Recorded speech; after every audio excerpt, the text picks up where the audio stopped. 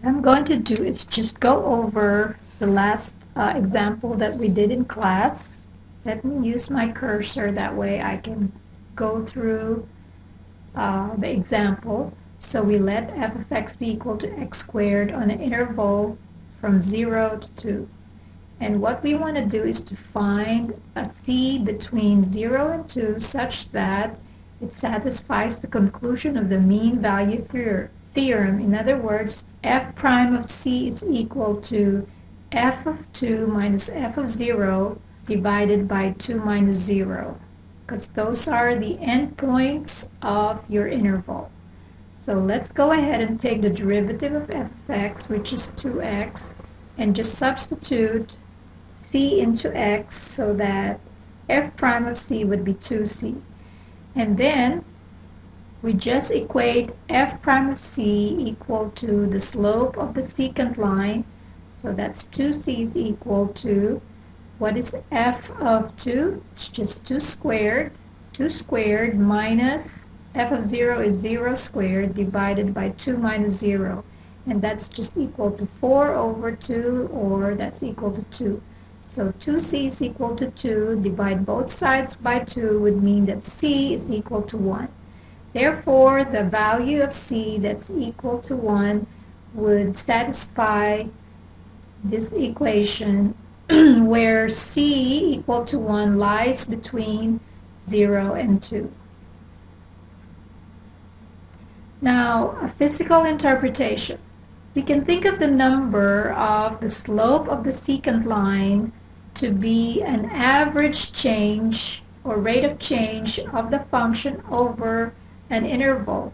So in this case, f prime of c becomes an instantaneous rate of change. Then the mean value theorem says that at some interior point, the instantaneous rate of change must equal the average rate of change over the entire interval.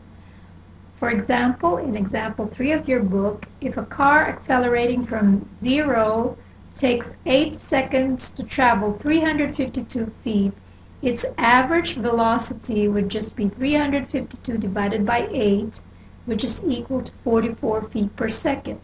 The mean value theorem says that at some point during the acceleration, the speedometer must read exactly 30 miles per hour, that is 44 feet per second.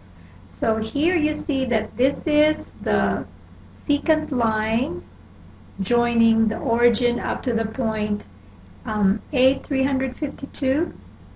Then at t equal to 5 seconds, we see that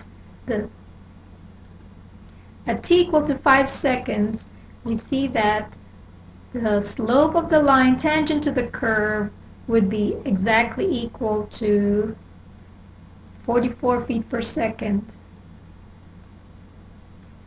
Next, what I'm going to do for the rest of the video lecture is just to work out exercises from 4.2, section 4.2. Checking the mean value theorem. Find the value or values of c that satisfy the equation f of b minus f of a all over b minus a equal to f prime of c, which is actually the conclusion of the mean value theorem. All right, so suppose we take number 1, and here f of x is equal to x squared plus 2x minus 1 on the interval from 0 to 1. Okay, let's go through step by step and see how we could find a critical value on the interval 0 to 1 that will satisfy the mean value theorem. The first thing we need to do is get the derivative of f. So f prime of x would be 2x plus 2. Of course, the derivative of -1 is 0. And then we replace the x by c, so f prime of c would just be 2c plus 2.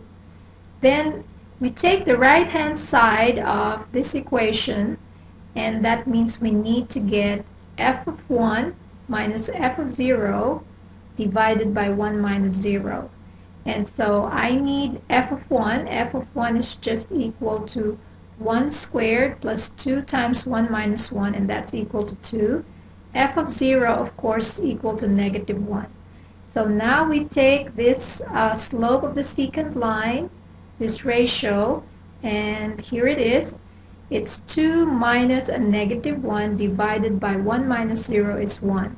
Set that equal to f prime of c to solve for c. And so we've got 2c plus 2 is equal to 3. Take 2 off both sides. We get 2c is equal to 1. Therefore, c is equal to 1/2. Right there. Okay. How about let's work on number 2. In number 2, let's go ahead, take the first derivative of f of x, and f prime of x would be bring down the power 2/3 x to the negative 1/3, which is equal to 2 over 3 times the cube root of x. And then we replace x by c so that we get f prime of c. And then we take the right-hand side of this equation. So we get f of 1 minus f of 0 over 1 minus 0. So that's 1 raised to the 2/3 minus 0 to the 2/3 divided by 1, and that's just equal to 1.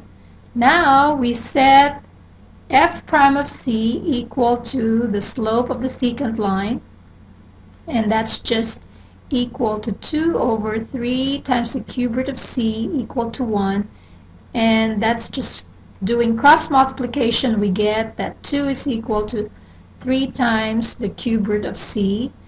And of course to solve for c, we divide both sides by 3, and then we cube both sides, or if we cube both sides right now, we'll still get the same answer.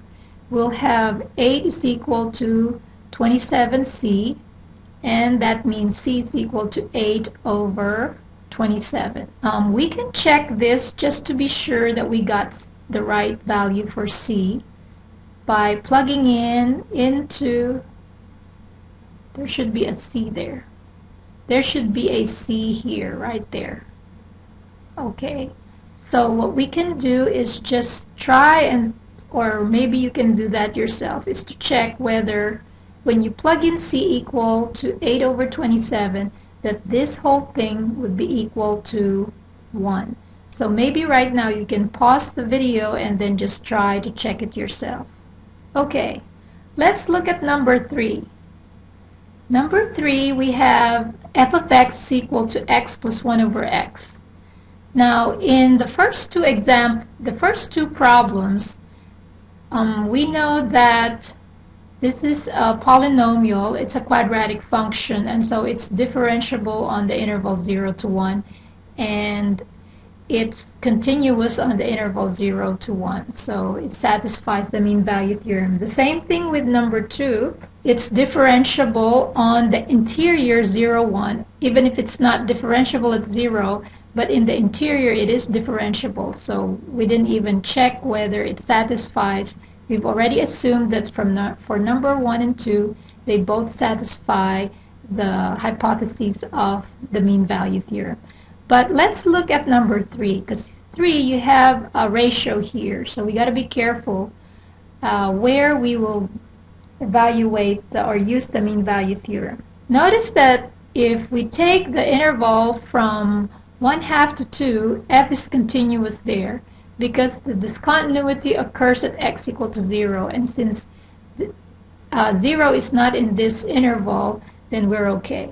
And of course, when we take the derivative again, 0 is where we have to watch out, and so f is still differentiable on the interior, on the open interval 1/2 to 2. Okay, so just like in number 1 and 2, we take the first derivative. So the first derivative of f of x is 1 minus, okay, you bring down, why is it minus? Because you bring down the negative 1 and then take off 1 from negative 1. That's why you'll have 1 minus x to the negative 2, or that's equal to 1 minus 1 over x squared. And then replace the x by c squared, so f prime of z is equal to this expression. And then we'll take the ratio of the secant line, the slope of the secant line, and we get f of 2 minus f of 1/2 divided by 2 minus 1/2.